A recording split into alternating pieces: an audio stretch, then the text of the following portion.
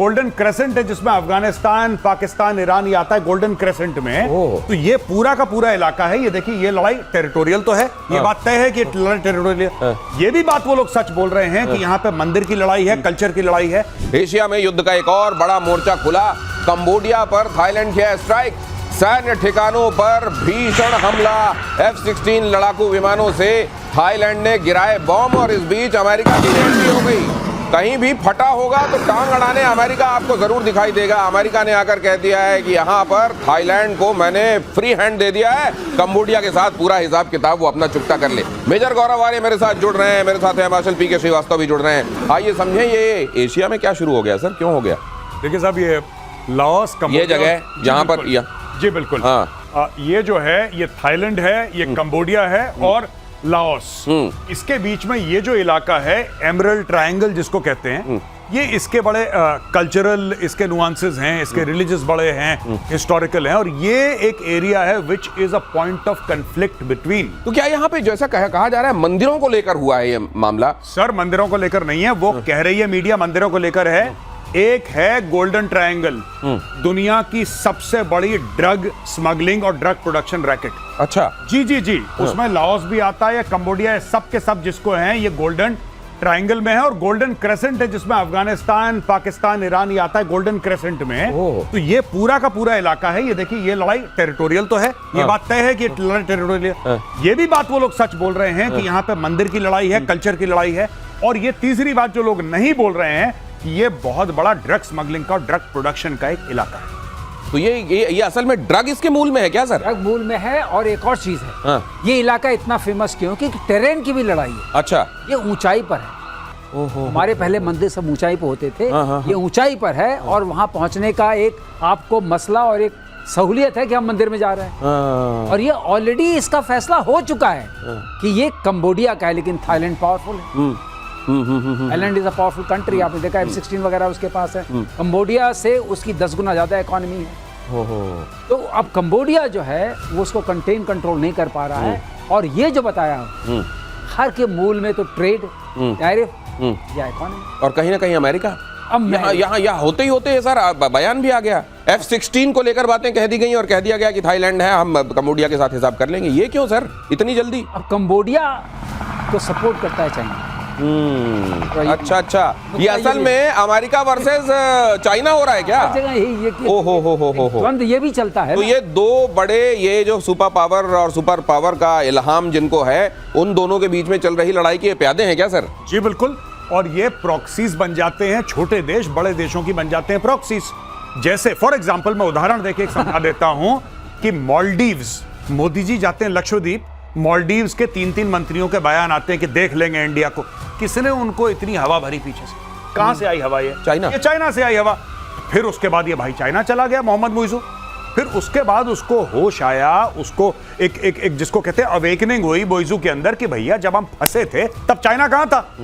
तो अब वो मोदी जी को कह रहा है एक काम करिए, आप वापस आते वक्त जरा रुक जाएंगे 2 दिन के लिए, हमें बड़ा अच्छा लगेगा, बड़ी कृपा होगी महाराज, आप आ जाइए। तो मोदी जी वहां पे जा रहे हैं। तो ये सब चलता रहता है। जियो, जैसे सर ने अभी बोला ना, सर ने बिल्कुल ठीक बात बोली है। बड़े बड़े देश हैं, ये छोटे छोटे देशों को प्यादों की तरह इस्तेमाल करते हैं। ये प्यादों की तरह इस्तेमाल करते हैं। और कंबोडिया वर्सेस थाईलैंड, आज बहुत सारे लोग हिंदुस्तान में, खासतौर से आप जानते हैं थाईलैंड को पसंद करने वाले बहुत सारे लोग हैं, बड़े चिंतित हो गए, अरे यहाँ वहां क्या हो गया। अगली खबर देखिए, ईरान के शहर इस्फहान में जोरदार धमाका। 2 धमाकों के बाद यूनिवर्सिटी में लगी आग। इस्फहान यूनिवर्सिटी ऑफ टेक्नोलॉजी में आग लगी। जुलाई में कई रहस्यमयी धमाके। अब ये ईरान के साथ अगर सीज फायर ट्रंप साहब ने करा दिया है तो ये धमाके हो कौन से रहे हैं? ये सीज फायर हो गया है सर यहाँ तो? सर, इस्फहान यूनिवर्सिटी और बाकी कुछ यूनिवर्सिटीज हैं जहां पे न्यूक्लियर रिसर्च चलती है, वहां पे लेबोरेटरीज हैं। अच्छा, हाँ, तो ऐसा नहीं कि सिविक्स डिपार्टमेंट में किसी ने बम मार दिया, सुतली बम, ऐसा नहीं है कि कहीं ज्योग्राफी पढ़ा रहे थे। जहां पे मारा है यूनिवर्सिटी के अंदर, वहां पे ये सब चीजें। और Isfahan university is famous for it. यहाँ पे आज से नहीं, दशकों पहले से इस मामले में रिसर्च चल रही है। और अभी देखिएगा, फिर हम बोल देते हैं, कल परसों फिर बयान के तीर चलेंगे, बयान के बम चलेंगे, बयान चलेगा, स्टेल्थ मिसाइल मारेगा, वो फिर से बोलेगा, पिज़श्कियां बोलेगा कि मैं छोड़ूंगा नहीं तुम्हें, तमीज अमेरिका। एक बात ध्यान रखिएगा दिनेश, वही वाली बात है कि हो रहा है, किसी को पता नहीं कैसे हो रहा है, रहस्यमय है सब। हाँ। इसी तरह इसमें जैसे बताया दिनेश गौरव ने, बहुत रिसर्च का सेंटर है, यहीं से निकलेगी। वो जो एटम बॉम्ब बनाने की कोशिश कर रहे हैं उसकी प्रयास यहीं पर हो रहा है और उसको होने नहीं देंगे। Cease the fire, explode the bomb. Deniability बनी रहनी चाहिए। एंड मट्ठा इन द जड़। मट्ठा इन द जड़। तो ये जड़ में, ये इस्फहान जैसी जो जगहें हैं, ये यूरेनियम एनरिचमेंट के लिए और आखिरकार परमाणु बम बनाने के लिए जिन जगहों पर ये शैतान खोपड़ियां काम करती हैं उनमें से एक जगह ये भी है। और इसीलिए इस जड़ में मट्ठा डालने का काम आने वाले दिनों में भी इजराइल तो करता रहेगा, भले ही सीटी बजाता हुआ उधर से अमेरिका बार बार आ जाए कि नहीं नहीं मैंने तो सीज फायर करा है। अब इधर देखिए ओमान की खाड़ी में क्या हुआ है, आमने सामने आ गए ईरान और अमेरिका। ईरान और अमेरिका आमने सामने आए। अमेरिकी विध्वंसक युद्धपोत से ईरानी नेवी का सामना हुआ। अमेरिका ने ईरानी हेलीकॉप्टर को मार गिराने की धमकी दी। ईरानी नौसेना ने अमेरिका को पीछे जाने पर मजबूर किया। इतना भी काफी कर दिया वैसे ईरान ने सर। नहीं बिल्कुल। देखिए साहब, सर कुछ कहना चाह रहे हैं। सर बताइए प्लीज सर प्लीज। गुरिल्ले को हाँ, चूहे ने धमकाया। गुरिल्ले को चूहे ने धमकाया कि मैं तुम्हें देख लूंगा, और गुरिल्ला पीछे हट गया। अब बताइए, हाँ। ये बात कहीं इसलिए तो नहीं पीछे हटा कि तुम्हारे व्यू में ठीक से आ जाऊं, क्योंकि तुम्हें समा नहीं रहा होऊंगा तो ये थोड़ा पीछे आ जाता हूं। देख लो पीछे हटा। हाँ। वो कुछ पीछे नहीं हटा, उसका हेलीकॉप्टर आया था ऊपर। अमेरिकन ने धमकाया कि जाओ पीछे, तो वो चला गया, लेकिन बोला देखा धमकाया ना उनको। लेकिन अब मेरे को समझ में आ गया आप ये क्या कह रहे हैं। हाँ। आप ये कह रहे हैं वो जो बाद में अमेरिका के बेस पे वो जो मिसाइल ईरान ने मारी थी, जैसे वो फिक्स मैच था, वैसे ही दुनिया को देने के लिए एक खबर यहाँ से प्रोड्यूस की गई। ऐसा है क्या सर? आप झुकेगा नहीं, झुकेगा नहीं। ये स्टंट है। हाँ, ये स्टेल्थ है, ये स्टेल्थ हेलीकॉप्टर था इनका, कोट अनकोट कह रहे हैं। एक्चुअली स्टेल्थ नहीं था, लोग गलत ना समझे। लेकिन वही चीज है, आपने हेलीकॉप्टर भेजा, यहाँ पे अमेरिका का वॉरशिप खड़ा हुआ है।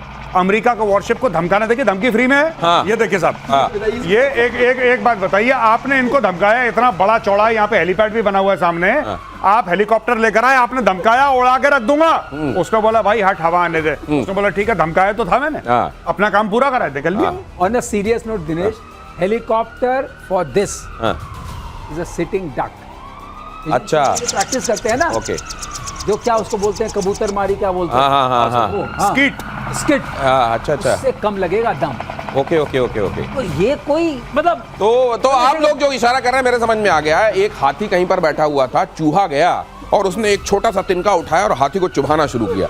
इतने में हाथी जहां बैठा था, ऊपर नारियल का पेड़ था, नारियल एक टूटा, हाथी के सिर पर लगा, उसके मुंह से कराह निकली। इधर चूहे ने कहा अब पता चला, मुझसे पंगे मत लेना। ये वो वाली बात है। आगे खबर देखिए, यूक्रेन पर रूस का जोरदार हमला। जेलेंस्की के गढ़ में ग्रैड रॉकेट की तेज बौछार। रूस ने 20 सेकंड के भीतर 40 रॉकेट दागे। रशिया और यूक्रेन युद्ध में शांति की तीसरी कोशिश नाकाम। ये शांति जो है, मुझे समझ, ये शांति कहाँ है, कौन है? रशिया यूक्रेन वाले मामले में कहाँ से आती है, किधर को जाती हैं? लेकिन फिर भी इनका नाम बार बार सुनते रहते हैं हम लोग। बिल्कुल, ये जो ग्रैड भी हैं, जो अभी आप पिनाका सुनते हैं ना जी, Pinaka is a highly advanced version. अच्छा, हाईली एडवांस्ड वर्जन। पहले एक जमाने में हमारे टाइम पे भी ग्रैड भी हुआ करता था। युद्ध के मैदान में जितनी वेपनरी काम करती है, उसमें सबसे खतरनाक अगर कोई विजुअली देखने में लगता है ना, लैंड फोर्सेस में। हाँ, ये बात सही है। लैंड फोर्सेस में अगर आप देखें तो, अगर आप देखें पिनाका की फायरिंग या आप ग्रैड की फायरिंग देखें तो एक साथ जो रॉकेट निकलते हैं ट्रेल छोड़ते हुए, और ये मारक क्षमता भी इनकी इतनी है, मैं आपको बता दूं। जैसे पिनाका है 1 किलोमीटर बाय 800 मीटर्स, 1 किलोमीटर बटा 800 मीटर के उस इलाके को राख करने की क्षमता है। एशेस मतलब करीब 2 स्क्वायर किलोमीटर। हाँ, अगर आप 800 बटा 1 किलोमीटर लें तो it can turn it into ash. बहुत ही खतरनाक। तो वो ग्रैड वैसा ही सिस्टम है, मल्टी बैरल, MBRL बोलते हैं, मल्टी बैरल रॉकेट लॉन्चर। एक साथ शॉट में निकलते रहते हैं रॉकेट और गिरते रहते हैं। 20, 30, 40, 50, 60 किलोमीटर की मारक क्षमता इसकी और भी होती है। तो ये सब है। My God. और ये इस तरीके का देखिए, 20 सेकंड के भीतर कितने 40 छोड़े जा रहे हैं। और यहां पर अगर किया जा रहा है, चलिए इतना ना मानिए आप, 1 स्क्वायर किलोमीटर भी मान लीजिए, तो यूक्रेन ने अभी क्या झेला है और क्या झेलता जा रहा है। और क्यों झेलता जा रहा है? क्योंकि जेलेंस्की ने भी ठान रखा है, झुकेगा नहीं जब तक पूरे इलाके की एक तरीके से बखिया नहीं उधड़वा देगा। और बचा क्या है वैसे? उनके घर में हुआ था। ये उनके घर पे हो रहा है। और ये घर पे हो रहा है, ये उनका ही गांव है।